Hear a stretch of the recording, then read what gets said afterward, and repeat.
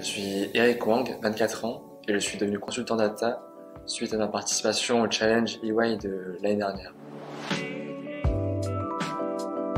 Il y a deux raisons principales pour lesquelles j'ai décidé de participer.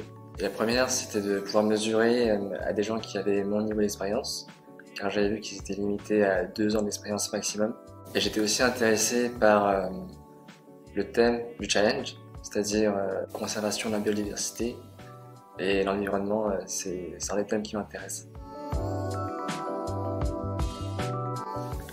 Avec 2 amis de l'école, de l'NCE, on a décidé de prendre le challenge en full time pendant 1 mois. Donc tous les soirs, on travaillait dessus, on faisait des points. Le travail d'équipe était très facile. On arrivait bien à communiquer les points, les faiblesses de chacune de nos méthodes pour faire un modèle final à la fin. Alors c'est un challenge qui est pas comme les autres, pas comme ceux qu'on voit sur Kaggle pour ceux qui connaissent. Là vous avez plus un travail à faire sur la data que vous n'aurez pas forcément à faire sur Kaggle.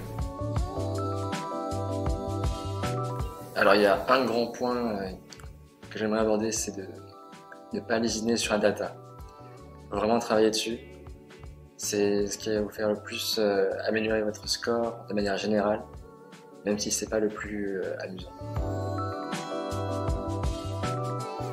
Alors je dirais que ce serait de ne pas avoir organisé mon code assez tôt. Dès que tout est organisé, le reste devient plus facile. Ça fait une belle ligne sur le CV d'être finaliste ou même gagnant du Challenge EY. C'est une ligne originale que vous n'aurez pas ailleurs. Alors allez-y.